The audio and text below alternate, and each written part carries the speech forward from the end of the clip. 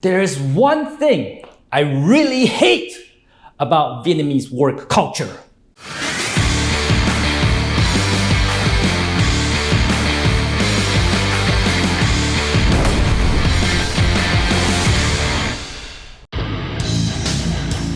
You know, if you're in Vietnam and want to know about business, actually, if you're anywhere and want to know about business, you might want to check out Tom Peng. He doesn't fuck around. Yeah, Tom Peng. He's A-okay. Peace. Let me start with this, all right? I love Vietnam. I love working here. I love doing great things in Vietnam. I love doing things that change the status quo here in Vietnam. I love working with Vietnamese people, all right? I'll just put that in the clear first. But I have to say there are certain things in Vietnam I don't like.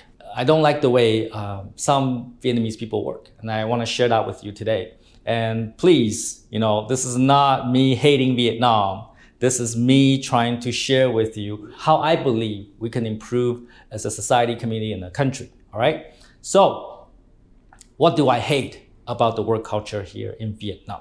Let me share a recent experience with you. There's some problems within, let's say, our sales team.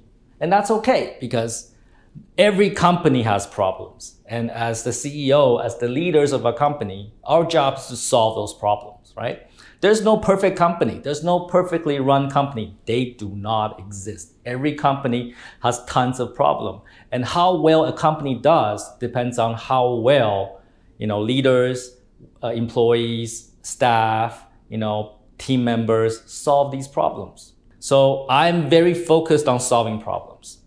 So there's a problem, so I asked one of our people, who made this decision? The employee is like, well, I cannot tell you. I cannot tell you. And the reason why they say that is because they don't want to get the other person in trouble.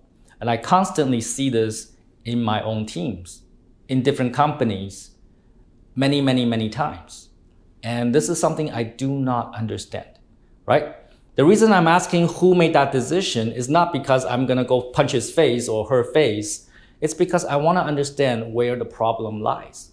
I wanna go to the source of the issue. I wanna solve problems. It has nothing to do about, getting people in trouble. But in Vietnam, most people think, oh, I cannot say something and get that person in trouble. So people protect each other. And unfortunately, when that happens, there is no improvement in the company because employees protect employees and they will, suck together. They will do the wrong things. They will not perform at their best, but because they're protecting each other, it's okay. Nobody's gonna find out. Nobody's gonna know, right? They're just doing their job, collecting their base salary. And this is terrible for the company though, because the company cannot improve.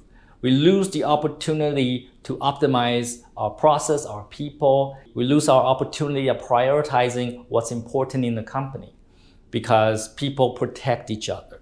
They protect each other just so that they don't get into trouble with me. Frankly, I don't care. I'm more focused on solving the problem. I'm more focused on finding solutions and make things better. There's no benefit to me if I just go around punish people, right? That's not how I like to operate. I like to solve problems. I want to make my company, my team, my process better every day. I believe in Kaizen. That's a Japanese concept for continuous improvement, right? That's what I do. I believe in that, but unfortunately, most employees don't believe in that. They don't want continuous improvement. Continuous improvement means change, right? And they rather protect each other and stay with the status quo, right? And that is very bad for our company. And I think that's one thing I really hate about Vietnamese work culture is that people spend so much energy protecting each other. They won't say who did it, who's responsible. Nobody wants responsibility, right? And I think that's a terrible, terrible thing. If you want to build a great country, a great economy, this is something that has to change. How can we change it? Right? This is something we implement in my company. I know we started this in the engineering team already and it's working very, very well. What I like to do is do more retrospective meetings. Retrospective meetings, otherwise known as post-mortem meetings. They don't call it post-mortem because post-mortem means, somebody dies, the doctor cuts him open to find out why he died, right? So finding out the source of the problem. This meeting is called post-mortem meeting, but nowadays they call it retrospective because it sounds better, right? Nobody dies in a retrospective meeting. So in a retrospective meeting, right, all the people that are involved in a project get in a room and we talk about what went well, what did not go well, and everybody has an opportunity to give ideas to improve the problems, right? It's not people focused. We're not looking for, who's an idiot. Even though sometimes that comes up in the meeting, like, hey, Phúc did it wrong. And that's okay, right? Because we're looking for ways to improve.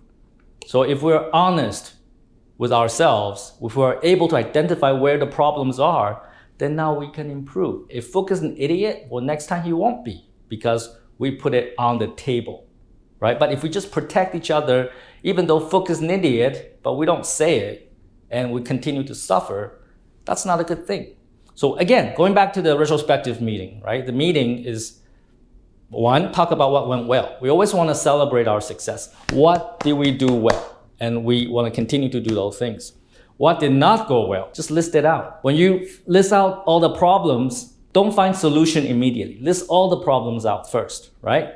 And then the third step in this meeting is go to the problems, each one, and everybody has an opportunity to provide a solution to those problems. And then you implement it in your next iteration, in your next project, and see if there's an improvement. And I guarantee you, if you do that, it'll improve your team, your company, it'll improve everything. But for that to work, you need a company culture that's open, transparent. Everybody is not afraid to say what's wrong, right? Everybody's open to say what's wrong. It doesn't mean that you're right. Most people are idiots.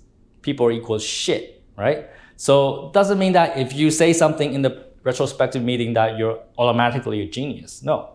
And that's for the leaders, key person in the company, that would be me, to be able to decipher what is good and what is bad, right? Ultimately, the responsibility ends here, right? I need to decide what's right and wrong.